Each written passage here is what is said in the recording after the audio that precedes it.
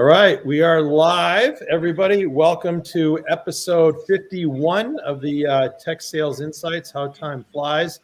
Really excited for this one with two power-packed, fantastic executives, fantastic people, Rola and Armughan. Good morning or good afternoon or good evening, I guess, depending upon the time zone, everybody. So Rola and Armughan, how you doing? Great. Doing well, Randy. Thanks for having us. Excellent. Very excited for this. And we have a great theme, winning inclusive culture for all. So if I start in here, maybe I'll start with Rola. So Rola, I have some surprise introduction comments. So truth be told, we've only recently met each other. So certainly I know you're very impressive and have an amazing background. I'm sure everybody's going to be really loving to hear from. So I have a few here. So from Billy Scannell, he said, Rola is great. I would describe her as an incredible leader who puts the team first and is an incredible advocate for our partners. She's made a very significant impact in a relatively short period of time and has incredible integrity and values. John Burns says, when we think of grit, it's hard not to think of Rola, incredible channel champion. It's truly in her DNA. Amazing team player, off the charts, IQ, EQ, PQ, AQ, just an all-around fantastic person who I'm privileged to call a friend. Cheryl Cook said, Rola is a strong, inspirational leader who brings her passion for all partners, advocating equality and inclusion to all she does and all she meets. Greg Ambulo says she's a fighter, born in Lebanon, escaped as a young child with the civil war happening there, which I know we'll hear about a little bit more later. Don't know if it's appropriate to say or not, but he says had cancer and fighting COVID and still fighting through it, which is amazing. So thanks for showing up here. She's a partner first and a big advocate for women, involved in a number of organizations, as well as a mentor for many women. So from some of the best in the industry, those are pretty amazing comments. Wow. Honored and humbled. Thank you, Randy. And blessed, of course. Blessed. So thank you. Love these individuals. They also have a lot of impact on me. And thanks for having me on the show. And of course, Armughan, it's amazing to be on panels with you because that's how it started and how it's going. Fantastic. And Armughan, I have known for a long time. I think it's been just over 10 years when we were at HP and you came over from 3Com.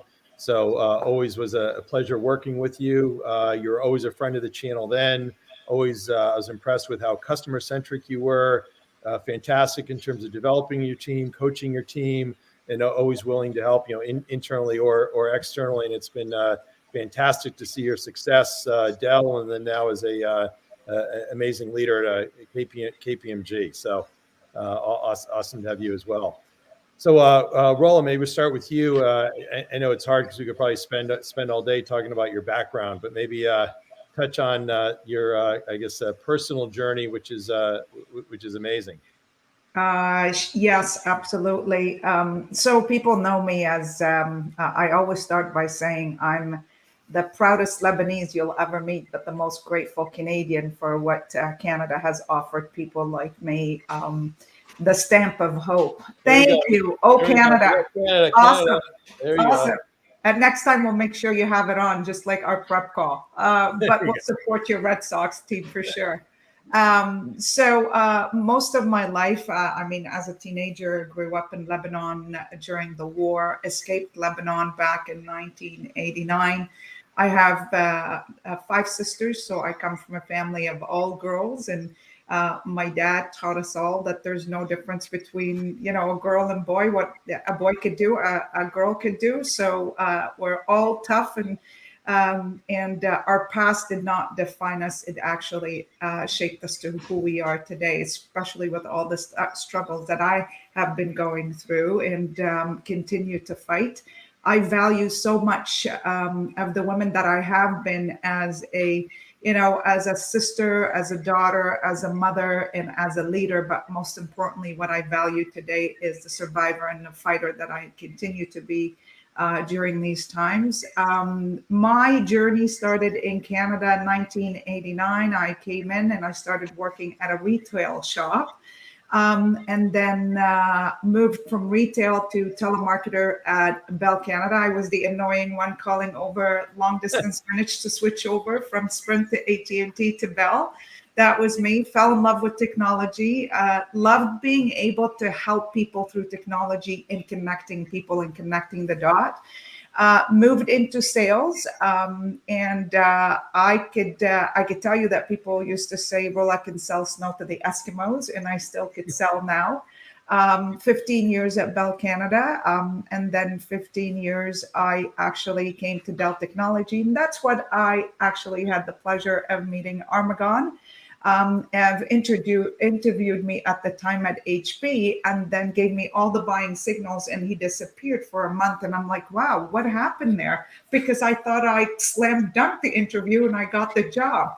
So he called me 30 days later. Actually, he messaged me on LinkedIn to say, hey, I'm sure you remember me, but I thought you were amazing. I left HP and I came to Dell, and I knew that I wanted to hire you at Dell. And that's how it started. And that's how it's going 10 years later. So at Dell, of course, when Armughan hired me for the technology role, I was an account manager. So I went from an account manager to a director to a VP in 3 years. And I didn't know I wanted to be a leader. And that's when, if anyone knows Armughan, knows that Armughan is one of those mentors that push you out of your comfort zone. And the most learning that you'll ever have is knowing someone like smarter than you. So what I did is I actually got out of my comfort zone, took the role as a leader working for Armughan's team, and then moved up. I loved my role at Dell for 5 years. And when I was at Bell Canada at the time, I was trying to work for Cisco, and they didn't hire me. I attempted 3 times, and they didn't hire me as an account manager. But they called me for the president role when I was at Dell, and I thought they dialed the wrong number. And they did say, we know who, we've been following your success. And here it is, 17 interviews later, I got the job of the president of Cisco Canada. It was an awesome opportunity for me that I learned from. And 3 years later, Billy called me, and Michael said, your assignment of training is over. It's time to come home. And here I am back home. Again, thinking of comfort and growth don't coexist. I did a lot of great things at Cisco, but I knew I could get and learn a lot more from a global role. And I'm back home when Billy called, and it's been an amazing 1 year minus COVID. It's been an amazing 1 year of learning and continue to get out of my comfort zone. Wow, fantastic. Look forward to hearing more. And Tucker posted a nice comment from Jennifer. Jennifer, thanks for the kind comment. And Armughan, how about you? Started as a immigrant from Pakistan. Yeah, Randy, you and I have now known each other, as you said, almost a decade. And all these names you mentioned, are people that we've had a amazing fortune to work with. But, just listening to Rola's story is just so humbling and inspiring, and I'm sure people are going to hear more of these stories, from diverse people that are coming from either diverse from a gender perspective or, from an inclusion standpoint, and especially everything we're talking about with the sustainable planet. It's so important to really think about people's actual purpose and stories. So always, blessed to hear amazing stories like these, and thank you for giving us the opportunity to speak. Yeah, so I was an immigrant, left Pakistan at the age of 15 with $100 in my pocket. I don't think I've ever told you this story, but coming to a country didn't speak a word of English, and everything that North Americans have given people like myself and Rola, it's just amazing. And this is when they say, as an immigrant, either from India or Pakistan, Lebanon, or China or Eastern Europe, this is the land of dreams, that you're able to take somebody who had $100 in their pocket, and today they're talking to Randy Seidel. So it's a big deal. I started my career, I always challenge Rola on her call center. I'm like, hey, what's the entry level sales job? Usually it's the call center job. I'm like, no, it's actually called the retail floor, where you sell computers to the first person that comes inside the door. Actually, no, it was pumping gas, Armughan. That Yes, was that's true. Yeah. Well, pumping gas was the non-tech job yeah. at night, which is graveyard shifts from 10 p.m. till 6 a.m. and putting yourself through school. But more importantly, then when people give you an opportunity, and again, it's mentorship, it's sponsorship. Somebody saw that this guy can have a conversation with people and can do something in sales. I was given an opportunity, and it was Tandy Corporation, Computer City, if you remember back then. That was my first job in 1993, and it turned out to be something that I was really good at. No one ever makes 100 grand off the floor, and I did. And it's called having a base salary of $6.10 an hour and selling everything that had a spiff next to it, Randy, if you remember what spiffs were. Oh yeah. So did that, and then ended up working at some other resellers that we actually sold to Insight, and then got involved with some private equity. Ended up moving to the U.S., based out of New Hampshire, by the way, a company called Cabletron Systems, to then Enterasys, and then ended up at 3Com, mostly doing U.S. and European and Asian markets, international assignments, and then ended up. We turned 3Com around with Ron Seggy and Alex Dobson and Mike Ainsley and some amazing people who ended up coming over to HP, where we met you. And when we were shopping 3Com, we also had a chance to meet with Michael Dell at that time. And then when Michael was ready to build out his networking experience at Force 10 and a few other assets, ended up joining Dell. And just to maybe finish Rola's story, she was being very humble. We hired Rola, and yes, I did have a non-solicitation, so that's why I couldn't hire you, Rola, because non-solicitation agreements are binding. and then at Dell, she became the fastest growing sales rep, to the manager level, to a director level, to a vice president level. And Dell at that time was a very flat structure. To have forget just anybody, but especially a woman lead that fast was just incredible. And I always say to others that you learn from your failures more than your successes, and you have to be courageous and don't be afraid to make bold moves.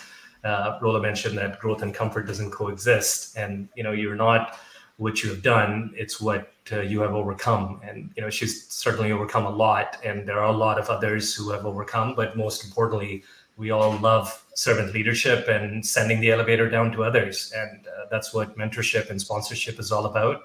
And now if you look at what Rola's impacting, and Randy, what you're impacting, it's just incredible. Oh, that's amazing. So Armughan, you mentioned mentorship a few times. So how did you know that Rola was the one? And certainly you come across thousands of people every year. How did you select, and then kind of how's that cultivation process played out?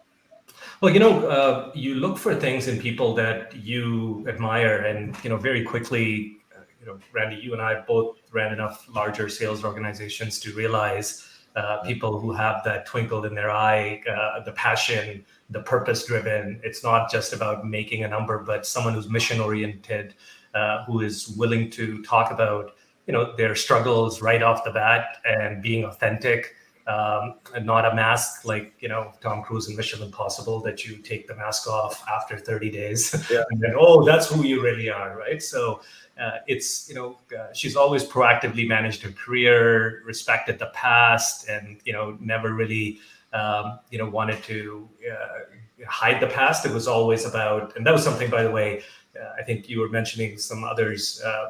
Rola probably leads with more EQ, emotional quotient, and adaptability quotient, and purposeful quotient than just IQ. And I always say, I think, by the way, McKinsey and Harvard and others have done enough studies to say that people who actually lead with EQ and lead with the adaptability quotient really do end up doing well. And she's a perfect example of that, Randy, and so are you.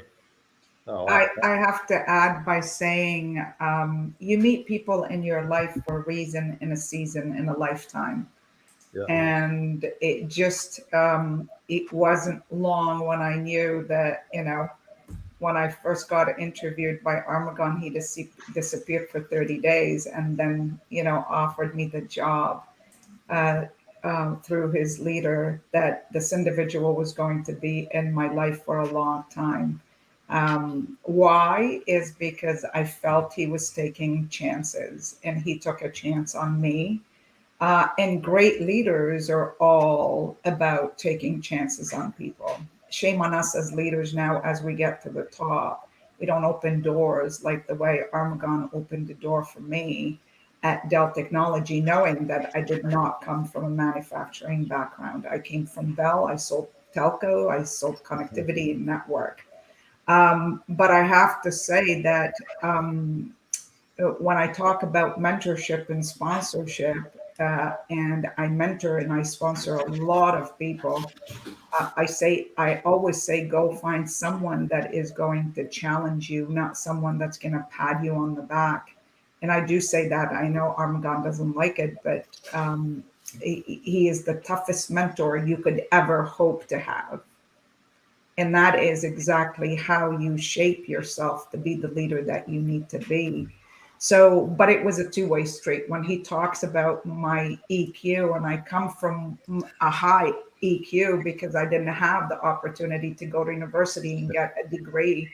I don't have any formal degrees. What I have is PhD in life. What I have is, a university degree from get shit done degree. That's how I've been taught, right?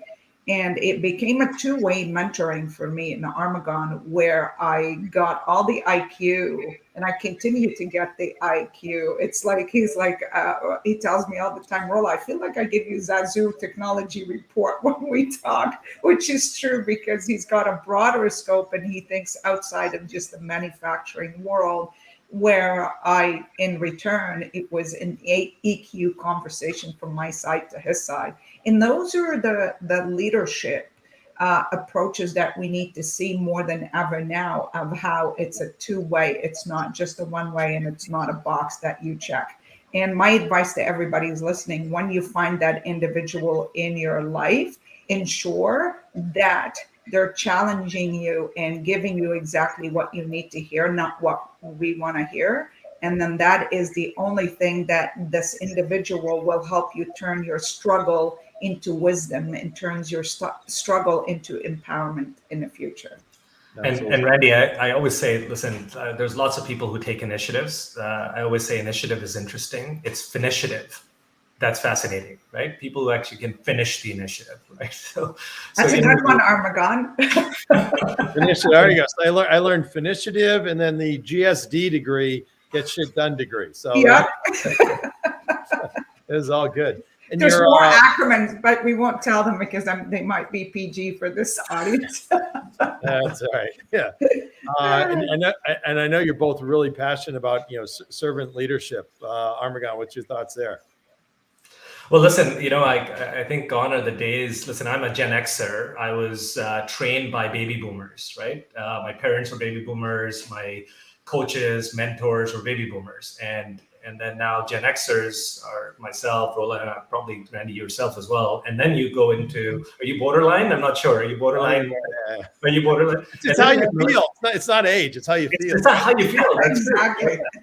And then you have the millennials, right? So in my organization, like at KPMG, globally, we have 230,000 people, and 67% of our employee base now is millennials, 67%. And millennials are extremely focused on experiences over assets. And, it's really all about how you are not just talking about servant leadership, it's how you are purposeful and how you are aligning to their purpose and their mission orientation is much, much more important. And, you would learn servant leadership, be humble, lead with vulnerability. That's how I was taught. But I really, truly believe that I think with this new great resignation post-pandemic that everyone's talking about, because people want to serve their purpose a lot more, their work, or the great reshuffle that people are talking about, that LinkedIn is saying, it is a new way of thinking. And I think servant leadership really does connect into that level of thought process. And I'm Rola leads with that in a big way. So maybe Rola, you want to add more to it. Yeah, I would say for me, it's always been leadership is not a title that you carry, and it's not just a position that you show off. It's an action that you take. Leadership for me is leading with your heart, soul, and mind, right? Because gone are the days where people want to join, an organization because of the brand and the name. They want to join an organization because of the culture, because of the purpose, because of the impact and the inspiration that the organization brings. And when Armughan talks about servant leadership, to me is like um, we have our duties to actually make our people feel safe by providing that psychological safety in the workplace that everybody's craving. Because in the old days, it was better that you go and you just hug everybody and make them feel better. But today, more than ever, is as much as we are far apart, we need to be there for each other as leaders. So I've always believed, and I always lead by learn it, earn it, return it. And I learned everything in life and I continue to learn, because when you think that you know it all, just stay home, because that's when you stop growing. You earn it because nothing is given. I remember when I was at Dell and I wanted to go for the director role, and Armughan opened the requisition and was interviewing externally. I'm like, that's my role. I've been doing it. What are you talking about? What? He goes, no, you earned it, but you have to earn it with everybody else. So he made me go through 10 interviews, knowing that the job was mine, but I earned it, right? So once you learn it and earn it, time for us to return it back and send the elevator down to lift other people up. So, and we ensure that we continue to be the student of life, right? How we as leaders need to, when we talk about learning, is learn to unlearn. People will tell me at the beginning when I first became a leader, I would go from 0 to 100, meaning like my fiery approach will come up and it's just like, oh, did you say that? Let me tell you how I feel. Now I just sit back and listen to understand, don't listen to speak or judge or criticize. And then, the one thing is, most importantly, is just be authentic, be yourself as a leader, because for us as leaders, what helped me be where I am today is being me has allowed me to be who I am, but also allowed other people to feel comfortable being themselves around me. Yeah, and I would just add to that, Randy, that leading with authenticity is servant leadership, right? Because be yourself, because everyone else is taken, and stop pretending. The pretend game is done. By the way, baby boomers, like when I was learning, it was a lot of, hey, you sit in this hierarchy, and the hierarchy was set up after World War II. So the corporate hierarchy is the same thing after the World War II, command and control style. This is your role. You sit in this box. And I think no one cares how much you know until they know how much you care, right? So you have to create relevance and not just awareness. And how you create relevance is with authenticity. And that's psychological safety and getting people the opportunity to unlearn and be okay to unlearn in this disruptive behavior. That goes a long way. And I think servant leadership is not just about, that you're just serving others. You're truly inversing the hierarchy, and you're flattening it, and you're truly empowering people so that they feel like that they are in this boat with you and they're rowing, versus there's a leader who's yelling at them from the front to say row faster, right? That world is over. Yeah, that's great. So for those watching along, you can see us, we can't see you, but feel free to post any other comments or questions that you have. We've got Rola Dagher, who's the channel chief at Dell, massive job, and Armughan Ahmad, who's president at KPMG. So feel free to ask any questions along the way here. So the tough one go to Armughan.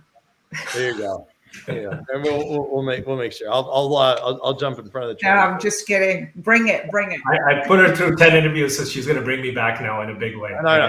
I think she may need some counseling or therapy. Right? I think she still has some issues there with that. But anyway. No, absolutely not. Absolutely not. I love it. That's the part that shaped me to be where I am today. There you go. I think you're well shaped before that. Anyway, what about now? So we're talking about servant leadership. So kind of how have your leadership styles evolved over the years? Armughan? Listen, I think the leadership, it's evolved in different ways. I had to personally unlearn a lot of behavior that I would have with this type of a hierarchy versus a bottom-up hierarchy that I was talking about. Had to really learn about psychological safety, growth mindset, understand that people languish in different ways. What does languishing mean? Where people feel tired during the pandemic, for example. It's not that they're feeling tired, they're not inspired. And what is the role of leaders to inspire them so that they're coming out of this languishing feeling that Adam Grant talks about? I also think that I grew up in sales. I was more of a technical sales individual than just a sales individual. And then I went into leading product groups and other groups that it was more related to marketing or sales or services and product development and research and development. I had to adjust my learning style by unlearning a lot of the behaviors that I may have learned growing up as a systems engineer to a sales rep to then a product management person or product marketing person or even as an engineer, right? So I think it really needs to be different. I think our leadership needs to adjust to market needs. And I know your organization is sales community and it's focused on sales. I really think sales is getting disrupted in a big way.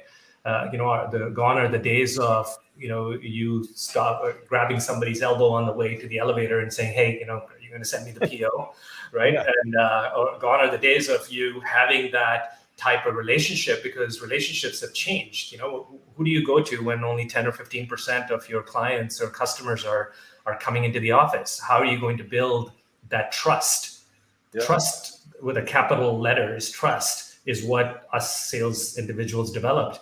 So I think there needs to be almost like two different types of sales structures going forward, and leaders have to sort of think about that. First one, Randy, in my opinion, is people or customers who are buying the best price, or if you want to run the play through the channel or DMRs or NSPs or distribution, what that play is, and you participate in an open bid and you go after it. That is a low cost to serve, less trust, less relationship transaction.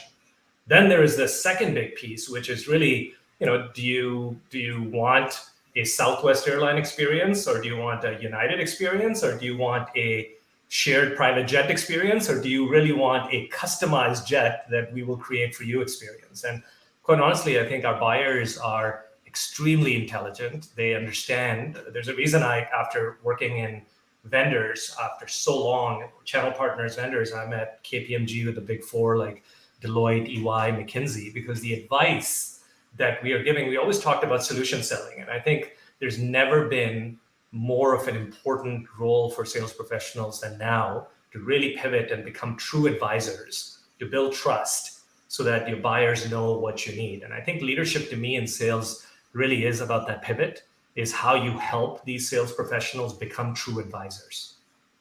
Yep, yeah, if I could add to what Armughan said, I think as leaders, I equate, well, myself at least, Armughan, you and I have talked about this, is like, our phones, we get the software upgrades on our phones all the time. And I could tell you, I went from Rola 1.0, 2.0, 3.0, and I continue to upgrade my software, brain release, and my style of leading. To me, leaders more than ever today need to be vulnerable, need to be visible, and need to be more empathetic. Today, more than ever, leaders have to show up strongly.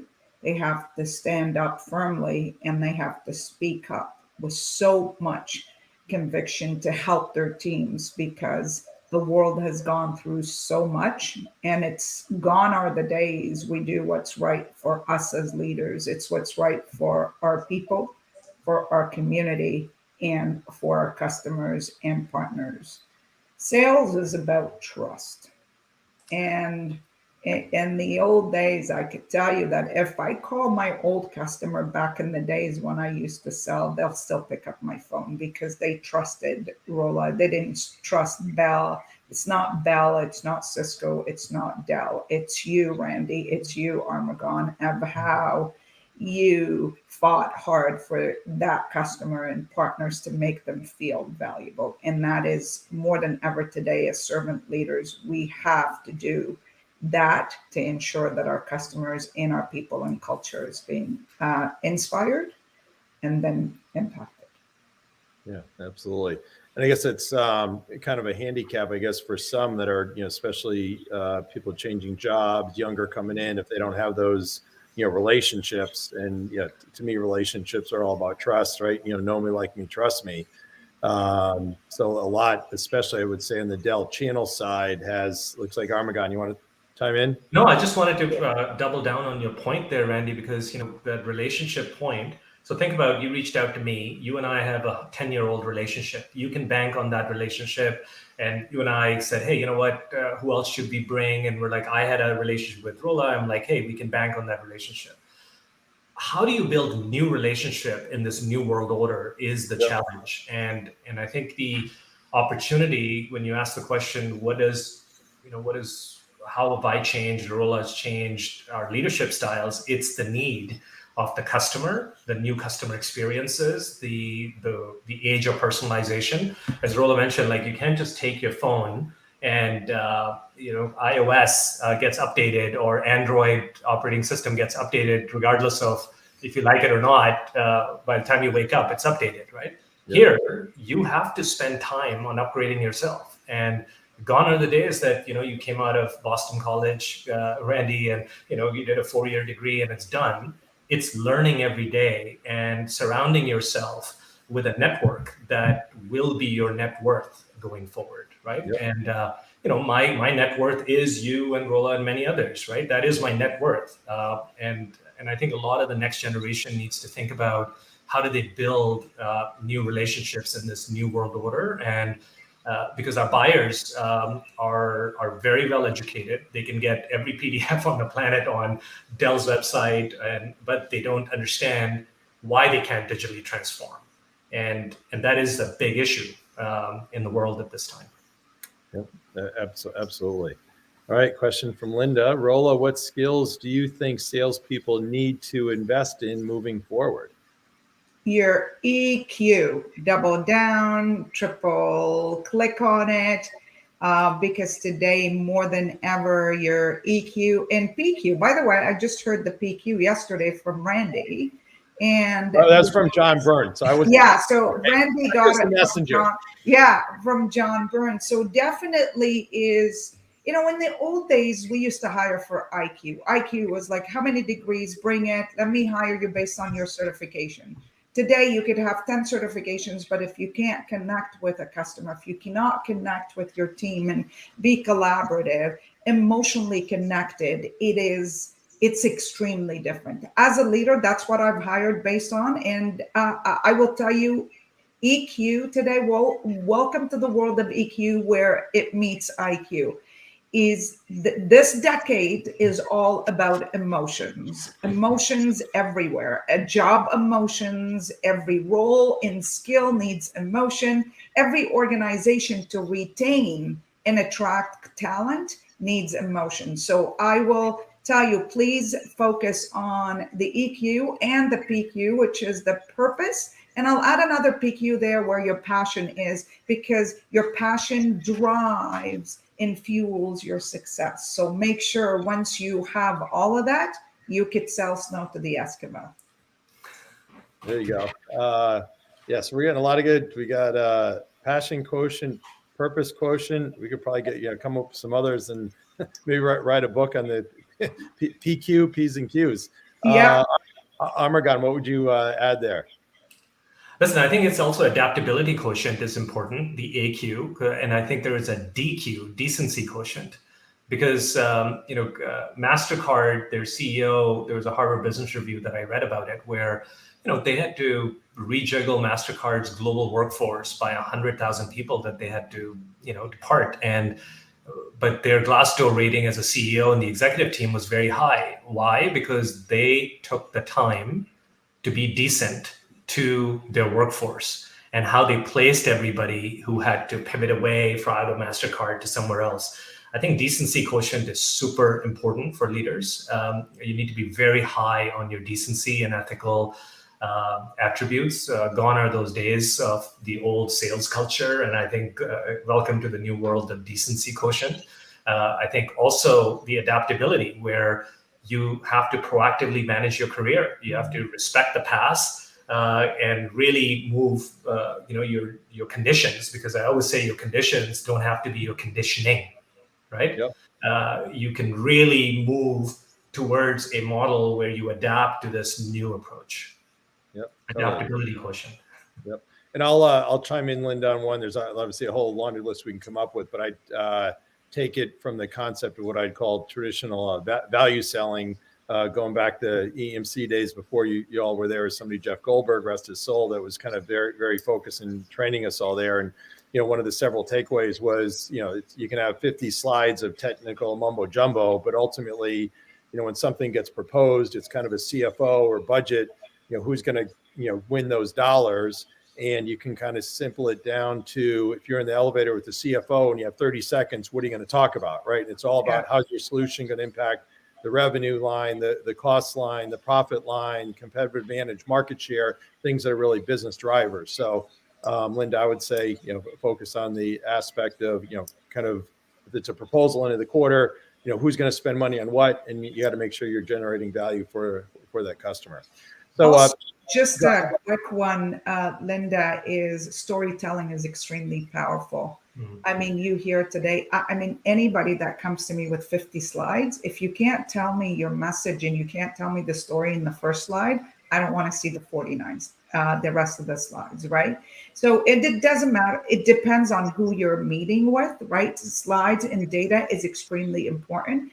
But at the same time, how you tell the story today, more than ever, attracts any leader. Absolutely. So just thinking about that, Rola, if you think about a lot of the traditional channel partners, they're, product resellers. The sales teams mostly are paid off of the margin.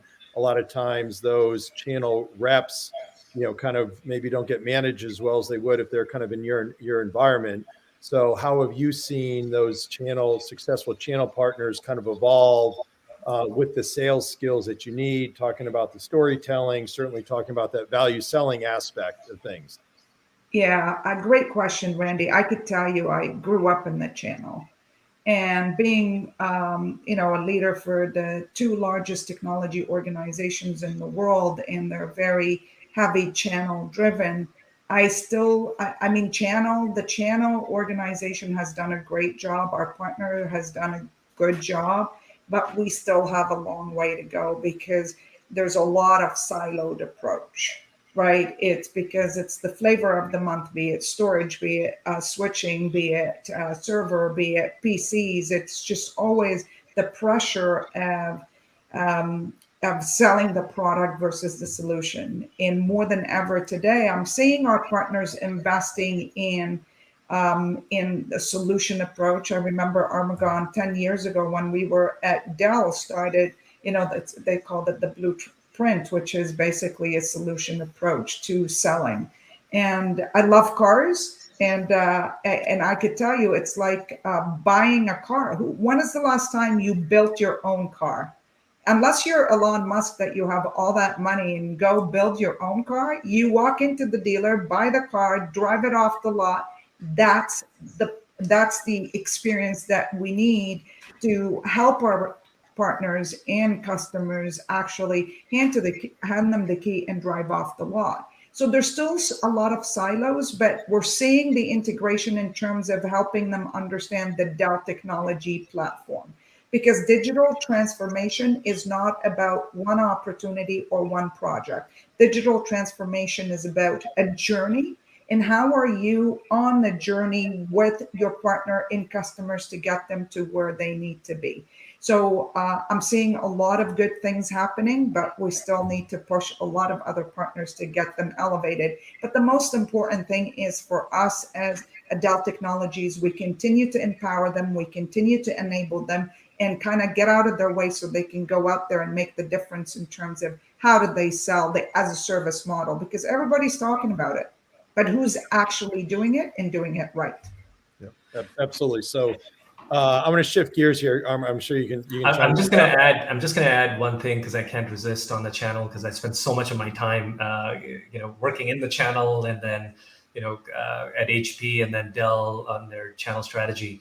I'll tell you something. I think the Dell approach and again, I've worked at HP, I worked at 3Com, I worked at EMC, VMware, and others, but I'll tell you, I think Michael's first book was The Direct Way, and Michael's second book is, you guys know what the second book title is? Come on, somebody should have that book, and we should put it up right now. Michael talks about play nice but win, right? So there you go. you have to make sure that there are both ways. Just like I was talking about, there's two sales motions. Just like that, there are motions. The channel partners who are going to be on that volume motion, and as you said, their sales reps are paid on commission and others, and they have to move products. That's okay, and that's your volume play. But then the value play really does need to be, as Rola mentioned, needs to be much more connected. When I was at Dell, we had this Dell Blueprints and Dell Ready Solutions, and you remember the whole VCE at EMC. What they did was, rather than selling parts, you sell a car. I think now at these big four firms and these, digital software engineering, you're actually seeing this incredible opportunity. And by the way, like Randy and Rola, I was looking at some numbers this morning getting ready for this. IDC is saying that 60% of the global GDP is digital now, digitized. It's innovation economy. And they're saying it's going to drive $6.8 trillion of direct digital transformation investments by, ready for this, 2023, which is 2.5 years from now, or 2 years and 2 months from now. So the opportunity for the value side of this channel and system integration is to truly help the customers front-end experiences that they need to offer. So what does that mean? So if you're JP Morgan Chase, how is your experience with the actual consumer going to look like? If you're Walmart, what is the experience you're providing, not just on retail, but healthcare and financial services? And then you connect that front office to your operations in the middle office. And then the back office of, you mentioned this, Randy, the CFO, the chief HR officer around talent, and your CIO. So it cannot be just back office selling anymore. So I think the opportunity for the channel is immense. And I'm already seeing these consolidations that are happening with, CDW buying Cirrus, and you're seeing, Presidios of the world and the WWT. I think there is a huge consolidation that's happening where people are getting ready for that 6.8 trillion TAM that's available. But I think Dell has the right approach. You got to look at velocity, and you have to really look at the value side as well. Yeah. So it sounds like knowing your business, what you're doing at KPMG, sounds like your quota just went up. Before we get to Ginger's question, I want to kind of make sure we cover most important topic around diversity. So Armughan, what have you seen kind of working now? It's obviously huge, important, vital. Kind of what are your thoughts there? Listen, I'll maybe just start, because I think diversity and inclusion, especially step up one more, is ESG, your environmental, social, and governance responsibility for sustainable living, sustainable planet is huge. I think that is what every conversation should start with a customer or a client, and it should start with that, and everything you do underneath it should be connected to the ESG topic, because I think the environmental topic on how you sell your product, you sell your software, how you sell your services needs to be very much focused on what planet we're going to leave for the next generation. And then the social attributes of how you ensure that this new innovation economy that I was referring to, this digital economy, it's growing 3 to 6x faster than our traditional third industrial revolution economy. And that economy, doesn't matter if you lived in India or China or North America, it was set, the table in Las Vegas was set for one demographic.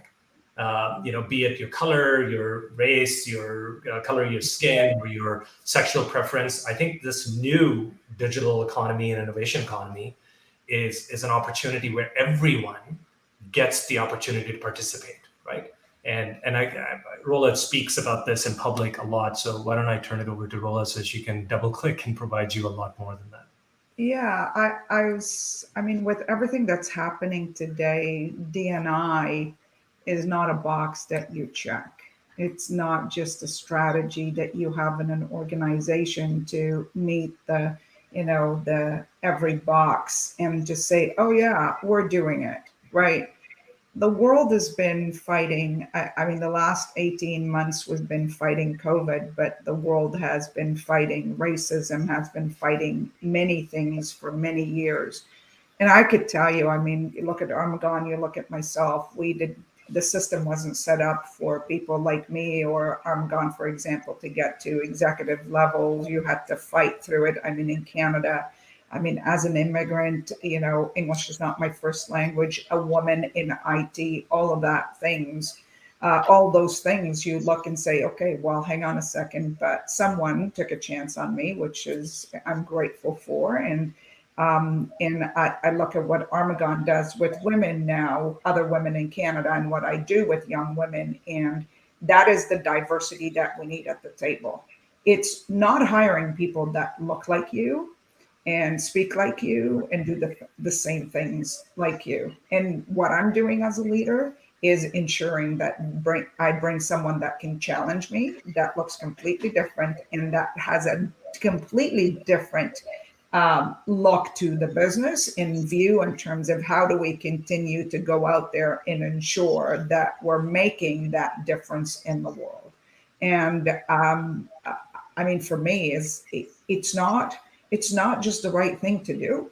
It is the smartest thing to do for every single business because diversity drives everything that you need. Because if you have the same mindset and the same people, the definition of insanity for us to continue to do the same thing over and over again and expect different results. So I actually don't just encourage, I challenge everybody on this call today.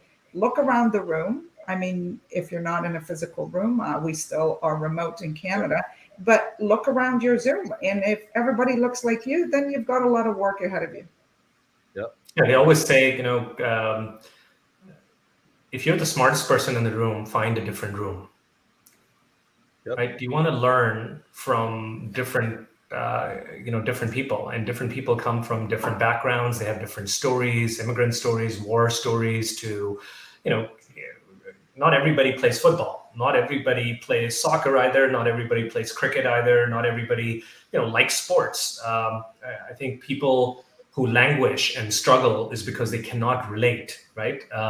And that's something very important that we as leaders have to be aware of, that there is a lot of mental health challenges that people are going through, especially during the pandemic. It's gone nuts. It's at a level that I don't think any of us have personally seen in the past. I'm sure, Randy, you know people, Rola, you know people, I know people in my direct family who are struggling with mental health and they're languishing, and they need to find purpose and they need to find their mission.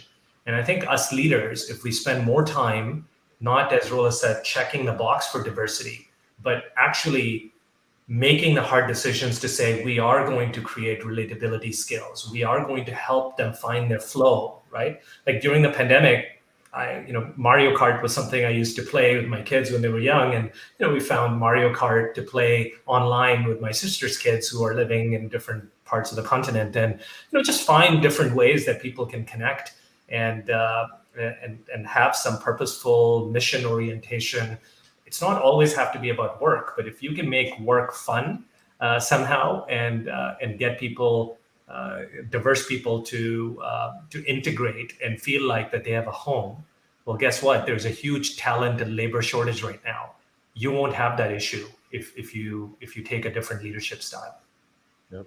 Absolutely. And then my belief too, so totally violent agreement with everything you just said, but I think it also has to shift into the college ranks where you say, okay, well, how can we all extend ourselves in there to say, okay, for women, for those diverse backgrounds, sales is actually a great field that you can go into.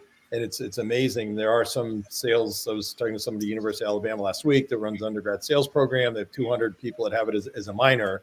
But you would think such a practical job and profession that people would, more universities would be there. So again, probably longer discussion for sure. But I want to get to Ginger's question here. Ginger, thank you so much.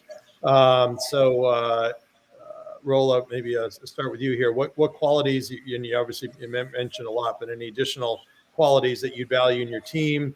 What do you look for when building a team? So you certainly highlighted all the kind of importance of diversity in terms of number one, and the backgrounds and values and everything else. Any other things that come to mind? Yeah, I think you covered it, Randy. But to me, more than ever today is I value the most about my team is their incredible belief in together we could do anything. Working as a team today more than ever, because we don't have that physical connection. I call it the human connectivity, the human network, where more than ever we need to be extremely aligned. I look for people that have a different approach into their determination. No matter how many times they fail, they know that they can learn from it, and then they could actually bring their best practice to work and worst practice as well to their team members. I look for people that value the difference that we make collectively as a team. And most importantly, I look for people that actually could help me learn and be a better leader every day. Wow, that's great. Armughan? Yeah, I think Rola covered that answer really well, and you covered that answer really well. I'll just be repeating. All right, there you go. So we're getting to tail end here. You've both been fantastic. Thank you so much. So maybe for last question, what advice would you give to your younger self, Rola?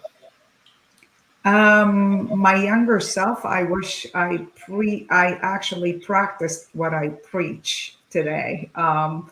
I lived my life for everybody else when I was younger, and what advice I give today is I wish I actually hear my voice back when I was young. But you know what? Again, we go through things in life.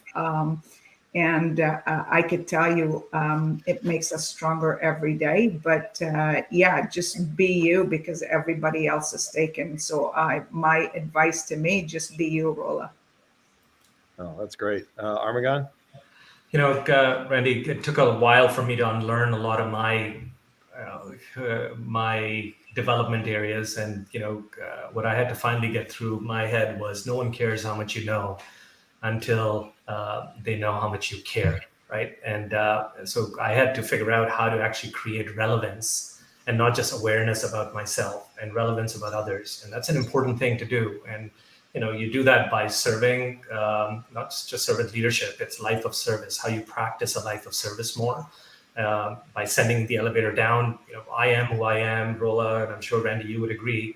We are who we are because of the mentors and the sponsors. And it's not just weekly mentor checkpoints, right? Like there's this guy, Brian Humphreys, who was at Dell. And I think the best time I had at Dell when I was there was under him. And he's now the CEO of Cognizant, leading 300,000 people. But he was a very direct, he was always about, work hard, play hard kind of guy. And he always just, when you would work in an environment that you are truly creating relevance. And then when we are, play hard was a lot more about enjoying, the company that you keep. And, I always learned something. Mike Fabiashi at Enteris at Cabletron, he always said, surround yourself with people who challenge you and continually cause you to rethink your assumptions, right? And I continue to try to, as Rola said, listen to understand and not listen to speak.